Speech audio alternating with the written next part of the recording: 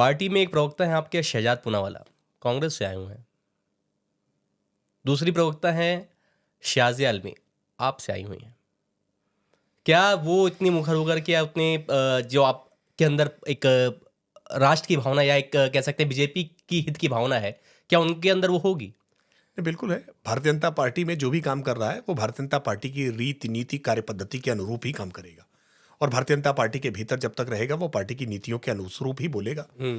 आज जिनके नाम आपने लिए हैं वो भारतीय जनता पार्टी के साथ जब से एसोसिएट हुए, जब से भाजपा के साथ जुड़े, तब से भारतीय जनता पार्टी के अच्छे दायित्व का निर्वहन कर रहे हैं और भली भांति कर रहे हैं। उसमें किसी प्रकार की कोई कमी खामी नहीं है। उनका पास्ट क्या था, वो पहले किस राजनीतिक दल में थे। हम कहते हैं ना कि सुबह का भूला शाम को लौट आए तो भूला नहीं कहलाता। उनकी भूमिकाएं भिन्न थी। कहीं ऐसा तो नहीं लोग देख रहे हैं कि भाई बीजेपी आगे जा रही है तो हम भी चले जाए, हमारा भविष्य इसी में चल जाएगा? देखिए, भारतीय जनता पार्टी ने आप अपने लोग तो भैया दरी बिछाने वाले हैं, वो तो आगे कुर्सी से बैठ गए हैं।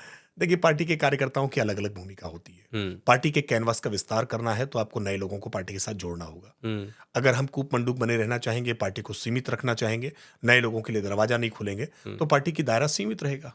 पार्टी को नए लोगों के साथ जोड़ने के लिए, और पार्टी ने बहुत सारे ऐसे नए लोगों को आज पार्टी ने सांसद बनाया है, मुख्यमंत्री बनाया है। पार्टी ने अलग अलग दायित्व सौंपे हैं, केवल प्रवक्ता नहीं। आज पार्टी से जुड़े हुए अलग अलग राजनीतिक दलों से राजनीति करके आए हुए लोग मुख्यमंत्री हैं।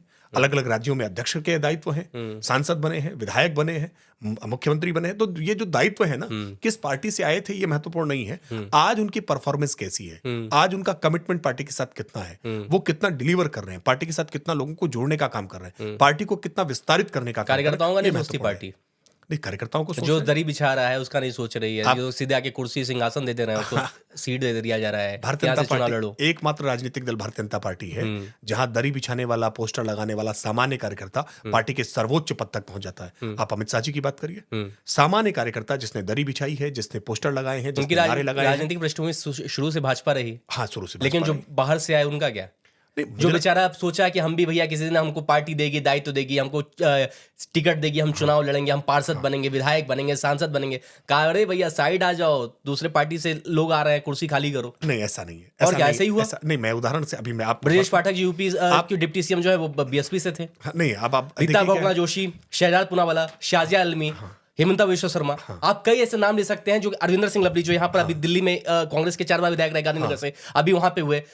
कपिल मिश्रा आपसे, तो आप कितने नाम लेंगे? रविंद्र सिंह मारवा, तो ऐसे तो कितने नाम हैं जिन्होंने मतलब सोचा होगा कि भैया हम आएंगे इस सीट पर, हम अपना प्रभुत्व हासिल करेंगे, हम चुनाव लड़ेंगे, हमको पार्टी मौका देगी। पार्टी ने कहा नहीं भैया आप साइड में रहिए, कोई दूसरा आ रहा है दल वाला, वो आप उसको कुछ सिंहासन बैठेंगे, आप नीचे बैठेंगे, दरी बिछाइए उसके लिए। देखिए, अब पूरा सवाल हो गया। मैंने आपको धैर्यपूर्वक सवाल सुना, आप जवाब सुनिए।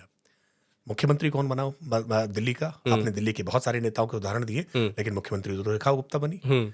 भारतीय जनता पार्टी के सामान्य पृष्ठभूमि से, विद्यार्थी परिषद जैसे संगठन से जुड़ करके विचारनिष्ठ कार्यकर्ता के नाते अलग अलग दायित्वों को निभाते निभाते आज दिल्ली की मुख्यमंत्री बनी। पार्टी के कार्यकर्ताओं को अवसर अलग अलग स्थानों पर मिला है। आपने जितने नाम लिए हैं, ये नाम कुछ चुनिंदा नामों को लेकर के ये नहीं गढ़ सकते हैं कि भारतीय जनता पार्टी में सर्वोच्च पद या भारतीय जनता पार्टी में विधायक सांसद के पद केवल बाहर से आने वाले लोगों को मिलेंगे। क्या जो लोग बाहर से आ रहे हैं, क्या हम उनको अस्पृश्य ही रखेंगे? तो वो फिर बाहर से भारतीय जनता पार्टी में आएंगे ही क्यों? आते क्यों नहीं आता है? नहीं, अपना हित तो होता ही होगा। नहीं, पार्टी का विस्तार महत्वपूर्ण, पार्टी का विस्तार है। अगर पार्टी का विस्तार पार्टी का विस्तार है या खुद का विस्तार है?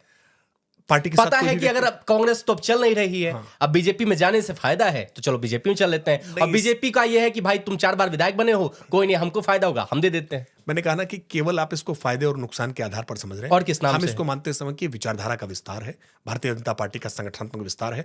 जब भी कोई पार्टी के साथ जुड़ता है तो उसकी शक्ति पार्टी के साथ जुड़ती है और पार्टी की शक्ति बढ़ती है। इसलिए पार्टी कार्यकर्ताओं का भी सम्मान उससे बढ़ता है। अगर हम इस बात को लेकर के केवल ये अपने दरवाजे बंद रखें कि केवल हमारे जो पुराने कमिटेड वर्कर हैं या जो बिना किसी दूसरे राजनीतिक दल के आए हुए केवल भाजपा में राजनीति करेंगे, हम केवल उनको आगे लेकर के जाएंगे, तो हमारा दायरा सीमित रहेगा।